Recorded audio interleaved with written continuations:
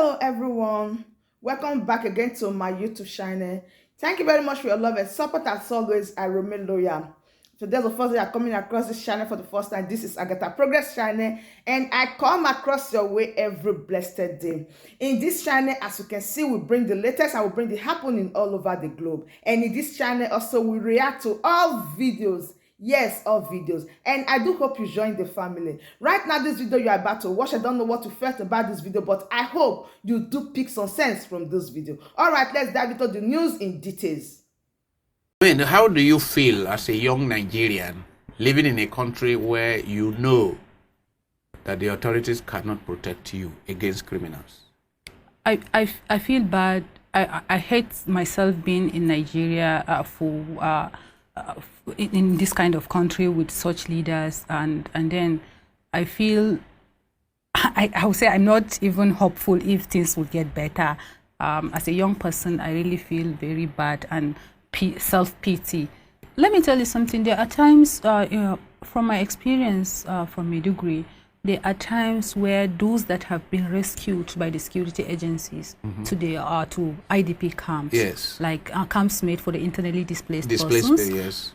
There are times that hundreds of them are deciding to go back into the forest. Why? Because they say at least they are being given food, they are being respected, and then they know that nobody is going to look down on them. They know that they are going to have food, at least. So when you have people who have been in the forest with Boko Haram coming coming back to the society and then returning because the society has nothing for them. Yes, into the forest because the society has failed them completely. There is nothing for them. And when we have IDP camps not sufficiently protected, that terrorists come and attack IDP camps. Yeah. Oh, which is a pity. If you look at it, actually, if someone from Adamawa State, for instance, is a minister of education, and then you go to Adamawa, you find out that we still have hundreds of thousands of children, school-age children, roaming the streets. So what benefit is he to me? But at least it's my brother. But how am I benefiting from that? How is that solving the problem that we have on ground? It's not. So what is your group or whatever going to do to educate people? Because there are many people who will say, as long as it's my brother. I mean, there are people, Nigeria is in trouble now, economy is going down, security is terrible, and so on. But there are a lot of people in Kanu, in Katsina, and so on and so forth, who are very proud that their brother is president, and who will fight anyone that criticizes their brother. So I want to ask that, how is that of benefit to you when you cannot sleep with your eyes closed in your house?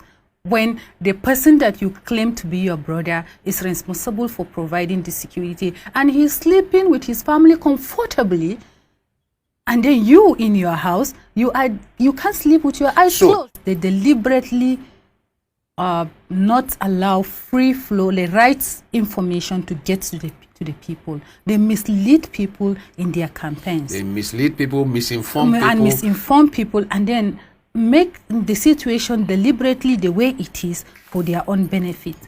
So it's high time that we get to really understand that this Mr. A that is coming here to preach to me that someone there, a Christian, is not my friend or is not my brother, is my problem. No, he's not your problem. A Christian here who can provide for you, who can give you shelter, who can assist you whenever you are in need, is more loving to you than someone who is somewhere trying to manipulate you into believing that this person is bad. No, you have to get to know things yourself. We on the country, from 10 years on, those who are in the position of power will not be there. And then what happened to our own children if we don't make things right at the moment? If we continue to think of carrying arms or going into the criminal ways, definitely we are still going to find ourselves in the same situation. So I believe that, like you said, coming together, networking, and then speaking to ourselves, knowing what is right, let's understand that we also have a responsibility, like responsibility to really do something, responsibility to change things. it might not be easy and it might not come as fast as we expect, but I know once we put in effort, deliberate effort into what we are expected to do, taking up responsibility upon ourselves and being sure that, yes, we want to achieve this, definitely we are going to be there. We are going to achieve our target. God said, I will fight for you and you will hold your peace. That is exactly what happened.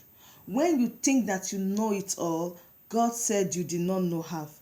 Do you know that Twitter refused this Muhammadu Buhari tweet? Twitter deleted it, said no, this is causing a lot of problems. If we allow this tweet on his handle, is going to cause a lot of problems. Believe me, a lot of people would have been tweeting something different. But the eye of God or the ways of God is never man's ways.